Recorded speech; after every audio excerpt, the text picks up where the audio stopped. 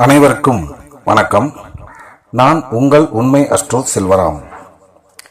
இன்றைய இந்த பதிவில் நாம் பார்க்க இருப்பது ஜாதகத்தில் குரு எந்த ராசியில் இருந்தால் என்ன பலன்கள் செய்வார் என்பதை பற்றி தான் பார்க்க இருக்கிறோம். மேசம் முதல் மீனம் வரை, மேசம், ரிஷபம், மிதுனம், கடகம், சிம்மம், கன்னி, துலாம், விருச்சிகம், தனுசு, மகரம், கும்பம், மீனம், இந்த 12 ராசிகளில் எந்த ராசிகளில் குரு இருந்தால் அதிகபட்ச நன்மைகளை செய்வார், எந்தெந்த ராசிகளில் இருந்தால் என்னென்ன பலன்களை செய்வார், எந்த ராசியில் இருந்தால் உச்சபட்ச ராஜயோகத்தை கொடுப்பார், எந்த ராசியில் இருந்து திசை நடந்தால் மேன்மையான பலன்களை வழங்குவார் என்பதை பற்றி இந்த பதிவில் பார்ப்போம்.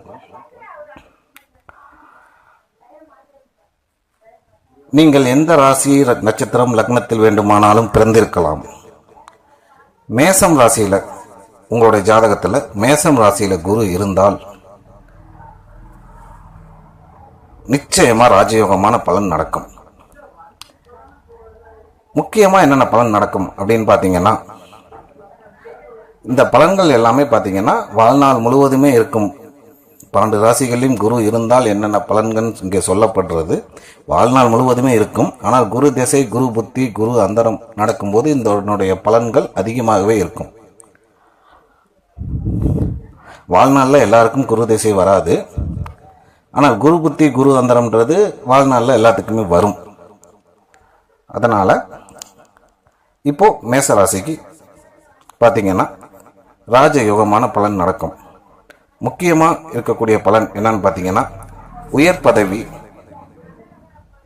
அதாவது அவங்களுடைய ஜனன ஜாதகத்தோட ஸ்டேட்டஸுக்கு தகுந்த மாதிரி ஒரு பெரிய போஸ்டிங்கில் இருந்தாங்கன்னா அதில் உயர் பதவி தான் அவங்க வகிப்பாங்க. ஒருவேளை லேபராக இருந்தாருன்னா அந்த லேபரில் அவர் தான் அந்த இடத்துல ஒரு லீடர் மாதிரி இருப்பார். அப்புறம் அதிகாரமான பன்மை அதிகமாக இருக்கும். அப்புறம் பார்த்தீங்கன்னா குடும்பம், புத்திரம் சம்பந்தப்பட்ட விஷயமா நல்லாயிருக்கும். புத்திரம்னா குழந்தை. கல்யாணமாகி அந்த டைமில் குரு புத்தியோ அல்லது குரு திசையோ குரு அந்தரமோ நடந்தால் அப்போது உருவாகக்கூடிய கரு உங்களுக்கு ராஜயோகமான அமைப்புள்ள ஜாதகமுள்ள குழந்தை தான் கண்டிப்பாக பிறக்கும். அப்புறம் இறக்க குணமே எப்போவுமே உங்கள் கூடவே பிறந்த மாதிரி இருக்கும். எப்போவுமே நீங்கள் அமைதியை தான் விரும்புவீங்க. உங்களுடைய பண செல்வ நிலை, பணம் சம்பந்தப்பட்ட விஷயம் நடக்கக்கூடிய திசை புத்தியை பொறுத்து முன்னேற்றம் இருக்கும். ஆனால் குரு மேசத்தில் இருக்கிறதுனால பண விஷயத்தை எப்போவுமே நல்லா இருக்கிற மாதிரி தான் வச்சுருப்பார். அடுத்ததாக பார்த்தீங்கன்னா ரிஷபம் ராசியில் உங்களோட ஜனன ஜாதகத்தில் குரு இருந்தார்னா நீங்கள் எந்த ராசி, நட்சத்திரம், லக்னத்தில் பிறந்திருந்தாலும் ராஜயோகமான பலன் தான். நீங்கள் சுயமரியாதை அதிகம் பார்க்குறவர், சுய கௌரவம் உங்ககிட்ட அதிகமாக இருக்கும். பிடிவாத குணம் ரொம்ப ஜாஸ்தி. அதை கொஞ்சம் விட்டு கொடுத்து போனீங்கன்னா கொஞ்சம் நல்லாயிருக்கும். எந்த ஒரு விஷயத்தை எடுத்துக்கிட்டாலுமே ஒரு சந்தேக கண்ணோட்டத்தோடையே தான் பார்ப்பீங்க. குடும்ப வகையிலையும், புத்திரம் சம்பந்தப்பட்ட வகையிலையும், அதான் குழந்தைகள் சம்பந்தப்பட்ட வகையிலையும் உங்களுக்கு சூப்பராக இருக்கும். கல்வி, பணம், அப்புறம் உங்களுடைய செயல்கள், அப்புறம் நிர்வாகத்திறன் சம்பந்தப்பட்ட விஷயங்கள்லாம் உங்களுக்கு சூப்பராக இருக்கும், நல்லாயிருக்கும். அடுத்ததாக பார்த்தீங்கன்னா மிதுனம் ராசியில் குரு இருந்தார்னா, உங்களுடைய ஜனன ஜாதகத்தில் மிதுனம் ராசியில் குரு இருந்தார் அப்படின்னா,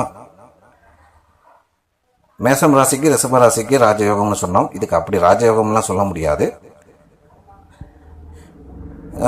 வாதாடக்கூடிய திறமை இருக்கும். இப்போ வக்கீல் தொழில் பார்க்குறவராக இருந்தால் சூப்பராக வாதாடுறவராக இருப்பார். உங்ககிட்ட பேசி ஜெயிக்க முடியாது. சமயோஜித புத்தி, ஒரு ராஜதந்திரம் அப்படின்றது ரொம்ப அதிகமாகவே இருக்கும். எழுத்தாற்றல் சூப்பராக இருக்கும். எழுத்துத்துறையில் இருந்தீங்கன்னா சூப்பராக பிரகாசிக்கலாம். அப்புறம் உங்கள் வாழ்நாளில் பார்த்தீங்கன்னா அதிகமாக சுப விரயங்கள் தான் அதிகமாகும். நல்ல விஷயங்களுக்கான செலவுகள் அதிகமாக ஆகும். இந்த குரு திசை, குரு புத்தி, குரு அந்தரம் நடந்துச்சுன்னா இன்னும் அதிகமான செலவுகள் ஆகும், சுப விரயங்கள். படிப்பில் கண்டிப்பாக பாஸ் பண்ணிடலாம். அது ஒன்றும் பெருசாக மோசம்னு சொல்கிற அளவுக்குலாம் இருக்காது. ஒரு தன்னம்பிக்கை ரொம்ப ஜாஸ்தியாகவே உங்களுக்கு இருக்கும். ஆனால் இதெல்லாம் இருந்தாலும் கூட புத்திர தோஷம் உங்களுக்கு ரொம்ப ஒரு பாதிப்பை ஏற்படுத்தக்கூடியதாக இருக்கும். அடுத்ததாக பார்த்தீங்கன்னா கடகம் ராசி. கடகம் ராசியில் உங்களுடைய ஜனன ஜாதகத்தில் குரு இருந்தார் அப்படின்னா சாஸ்திரம் சம்பந்தப்பட்ட விஷயத்தில் உங்களுக்கு ஒரு அறிவு, சாஸ்திரம் சம்பந்தப்பட்ட விஷயத்தில் ஒரு தெளிந்த அனுபவ அறிவு ஞானம் கண்டிப்பாக இருக்கும். உங்களுடைய அறிவு புத்தி இதெல்லாம் சூப்பராக வேலை செய்யும்.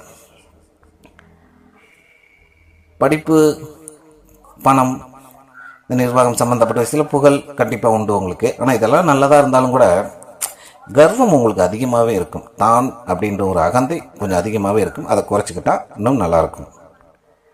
அடுத்ததாக சிம்ம ராசியில் குரு இருந்தார்னா ஒரு ராஜயோகம்தான். அரசு மற்றும் அரசியல் சம்பந்தப்பட்ட தொடர்பு கண்டிப்பாக ஏற்பட்டே தீரும். அரசு அரசியல் சம்பந்தப்பட்ட விஷயத்தில் லாபமும் இருக்கும். உதாரணமாக சில பேர் இதில் உள்ளவங்க அரசியல்வாதிகளுக்கு ஃபினாமியாக கூட இருப்பாங்க.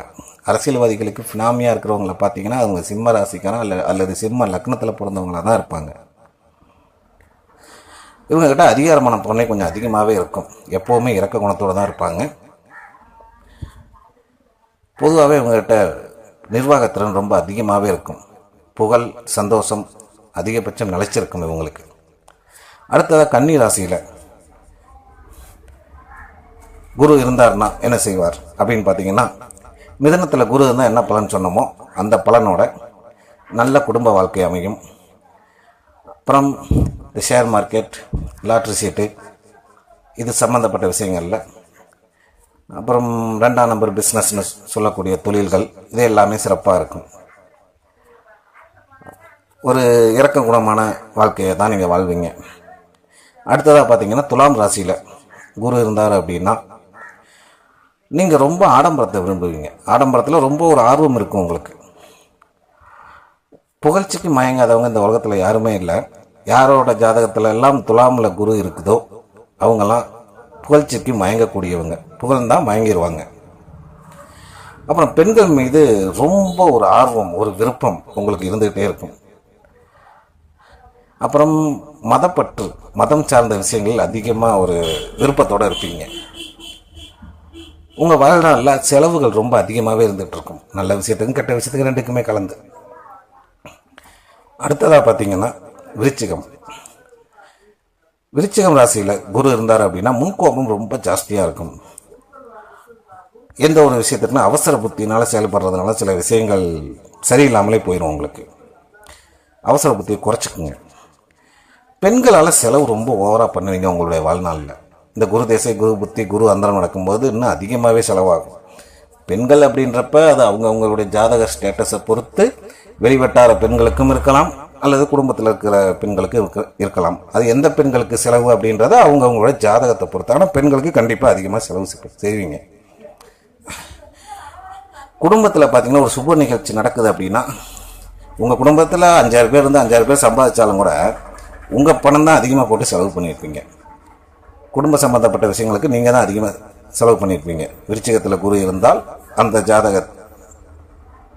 ஜாதகக்காரர் குடும்பத்துக்கு அதிகமாக செலவு பண்ணியிருப்பார். அப்புறம் வேலைன்னு பார்த்தீங்கன்னா உங்களுக்கு அதிகாரம் செய்யக்கூடிய வேலை தான் அமையும். அடுத்தவங்களுக்கு கீழே வேலை செய்கிற மாதிரி வராது. நீங்கள் அடுத்தவங்களுக்கு மேலே, உங்களுக்கு கீழே தான் மற்றவங்க வேலை செய்கிற மாதிரி ஒரு அமைப்பு இருக்கும். அடுத்ததாக பார்த்தீங்கன்னா தனுசு ராசியில் குரு இருந்தார்னா பேச்சாற்றல் சூப்பராக இருக்கும். ஆர்கியூமெண்ட் பண்ணக்கூடிய திறமை செம்மையாக இருக்கும். இவங்ககிட்டலாம் வாதாடி ஜெயிக்க முடியாது. மனசளவில் எப்போவுமே இரக்கம், கருணை இதெல்லாம் இருந்துகிட்டே இருக்கும். ஒரு எந்த துறையில் இருக்காங்களோ அந்த துறையில் குருவாக ஒரு மதிக்கக்கூடிய அளவுக்கு, உங்களை மதிக்கக்கூடிய அளவுக்கு ஒரு திறமை இருக்கும். அப்புறம் இந்த சினிமா, கலை சம்மந்தப்பட்ட விஷயங்கள்லாம், எழுத்தாற்றல், எழுத்து சம்மந்தப்பட்ட விஷயங்கள்லாம் உங்களுக்கு ஒரு சூப்பராக இருக்கும்னு வச்சுக்கோங்க. அடுத்ததாக மகரம், கும்பம். கண்டிப்பாக மகரம் அல்லது கும்பத்தில் குரு இருந்தால் புத்திர சோகம் உண்டு. புத்திர சோகம்னா சில பேருக்கு புத்திரம், குழந்தைகளை இழக்கிறது, அது எல்லாத்துக்கும் அப்படி வந்துடாது. அது ஜாதகத்தோட ஸ்டேட்டஸை பொறுத்து. புத்திர சோகம் அப்படின்னா குழந்தை இழப்பது மட்டும் புத்திர சோகம் அல்ல. சில பேர்த்துக்கு ஆண் குழந்தையே பிறந்துட்டுருக்கும், சில பேர்த்துக்கு பெண் குழந்தையாக தான் பிறக்கும். எதிர்பார்க்குற மாதிரி ஆண் குழந்தை பெண் குழந்தை அப்படி இருக்காது. அப்படி ஒருவேளை ஆண் குழந்தை பெண் குழந்தை இருந்துட்டால் அவங்களுடைய ஜாதக அமைப்பு அவ்வளோ சிறப்பாக இருக்காது. அந்த குழந்தைங்க சொன்ன பேச்சு கேட்க மாட்டாங்க. அவங்களுடைய உங்களுக்கு ஒரு அடங்காத பிள்ளைங்களாக தான் இருப்பாங்க. இதுவும் புத்திர சோகம்தான். அடுத்ததாக பார்த்தீங்கன்னா, குடும்பத்தில் எப்போவுமே குழப்ப நிலை இருந்துக்கிட்டே இருக்கும். வருமானம் எவ்வளவு சம்பாதிச்சாலும் அது விரயம் தான் ஆகிட்டுருக்கும். எவ்வளோ சம்பாதிச்சாலும் பிச்சைக்காரன் தான் அப்படின்ற ஒரு நிலைமை தான் உங்களுக்கு. எத்தனை லட்சம் சம்பாதிச்சாலும் எத்தனை கோடி சம்பாதிச்சாலும் கையில் பணமே இருக்காதுன்னு வச்சுக்கோங்க. வர்றதுக்கும் போகிறதுக்குமே தான் சரியாக இருக்கும். வெளிப்பார்வைக்கு பார்க்குறதுக்கு ஒரு மதிப்பாக கெத்தாக இருக்கும், அவ்வளோதான். தத்துவம் பேசுகிற அளவுக்கு ஒரு ஞானம் அறிவுலாம் உங்ககிட்ட இருக்கும். எப்போ பார்த்தாலும் கற்பனையிலேயே வாழ்ந்துட்டுருப்பீங்க. உங்களுடைய சிந்தனையில் எப்போவுமே ஒரு தடுமாற்றம் இருந்துக்கிட்டே இருக்கும். நிலையற்ற சிந்தனையாக இருக்கும். உங்களுடைய தாயோட வம்சம் அவ்வளோ சிறப்பாக இருக்கும்னு சொல்ல முடியாது. ஆனால் இதெல்லாம் இருந்தாலும் மனிதநேயம் அப்படின்ற ஒரு விஷயம் உங்ககிட்ட ஒரு ப்ளஸ் பாயிண்டாக இருக்கும். ஆனால் இந்த மகரம் கும்பத்தில் பார்த்தீங்கன்னா, கும்பம் ராசியில் குரு இருந்தார்னா கண்டிப்பாக ராஜயோகம் உண்டு. அடுத்ததாக பார்த்தீங்கன்னா, கடைசியாக மீனம் ராசி. இந்த மீனம் ராசியில் குரு இருந்தார்னா ஒரு வாழ்க்கையில் ஒரு உயர்ந்த நிலை அல்லது உயர்ந்த பதவி, அது அவங்க ஜாதக ஸ்டேட்டஸை பொறுத்து லேபரில் லீடராக இருக்கிறதா இல்லை ஏதோ ஒரு துறையில் அந்த உயர் பதவியில் இருக்கிறதான்றது அமைகிறது. அப்புறம் எந்த ஒரு விஷயத்திலையும் நல்ல ஒரு பிளான் போட்டு கொடுக்குற அளவுக்கு ஒரு ராஜதந்திரம் தெரிஞ்சவர். குடும்ப வாழ்க்கையில் அதாவது திருமண வாழ்க்கையில் எப்போதுமே ஒரு சிக்கல் இருந்துக்கிட்டே தான் இருக்கும். உங்களுக்கு ஆர்கியூமெண்ட் பண்ணக்கூடிய திறமை சூப்பராக இருக்கும். நீங்களும் ஒரு குரு அப்படின்ற ஒரு ஸ்தானத்தில் இருக்கிற அளவுக்கு ஒரு நாலேஜ் இருக்கும். எந்த துறையில் இருந்தாலும் இரக்கம் கருணை இதெல்லாம் உங்கள் கூட பிறந்த மாதிரியே இருக்கும். இப்போது 12 ராசியும் சொல்லியாச்சு. 12 ராசிகள்லையும் குரு இருந்தால் என்ன பலன் அப்படின்றத சொல்லியாச்சு. இதில் குரு மேசம், ரிஷபம், சிம்மம், கும்பம் இந்த ராசிகளில் இருந்தால் ராஜயோகமான பலன் உண்டு. கடகம் அடுத்தபடியா, இந்த மேசம், ரிஷபம், சிம்மம், கும்பத்துக்கு அடுத்தபடியா கடகம், விருச்சிகம், மீனம் இந்த ராசிகளில் குரு இருந்து வாழ்நாளில் குரு திசை வந்தால் மேன்மையான பலன்கள் அதிகமாக நடக்கும். சூப்பராக இருக்கும் அந்த திசை. நீங்கள் எந்த ராசி நட்சத்திர லக்னத்தில் பிறந்திருந்தாலும் சரி, இப்போ சொன்ன பலன் சரியாக இருக்கும். இப்போது இதில் இங்கே சொன்ன பலன் எல்லாம் சில பேருக்கு மாறி வரும். அப்படி யாருக்கு மாறி வரும்னு பார்த்தீங்கன்னா, ஜாதகத்தில் குரு வக்ரமாக இருந்தால் கண்டிப்பாக நிச்சயமாக உங்களுக்கு பலன் மாறி தான் ஒரு ஆப்போசிட்டாக தான் இருக்கும். குரு வக்ர நிலையில் இல்லாமல் இருந்தால் கண்டிப்பாக இங்கே சொன்ன பலன்லாம் சரியாக இருக்கும். குரு திசை, குரு புத்தி, குரு அந்தரம் நடக்கும்போது இந்த பலன்கள் எல்லாம் அதிகமாக இருக்கும். வேறு புத்தி, வேறு திசை, வேறு அந்தரம் நடக்கும்போது இந்த பலன்கள் இருக்கும், இல்லாமல் போகாது. குரு இருக்கக்கூடிய நட்சத்திர சாரம், அவர் இருக்கக்கூடிய வீட்டு அதிபதி எப்படி இருக்கிறாரு அப்படின்றத பொறுத்து இந்த பலன்களில் கொஞ்சம் ஏற்றம் இறக்கம் என்ன இருக்கலாம், ஆனால் இல்லாமல் போகாது. அடுத்த பதிவில் வேறு ஒரு கிரகத்தை பற்றி பார்ப்போம். இந்த பதிவு பிடித்திருந்தால் லைக், கமெண்ட், ஷேர் பண்ணுங்கள். கொஞ்சம் பார்த்து எல்லாரும் சப்ஸ்கிரைப் பண்ணி விடுங்க. மீண்டும் அடுத்த ஒரு பதிவில் சந்திப்போம். அதுவரை உங்களிடமிருந்து விடைபெறுவது உங்கள் உண்மை அஸ்ட்ரோ செல்வராம். நன்றி, வணக்கம்.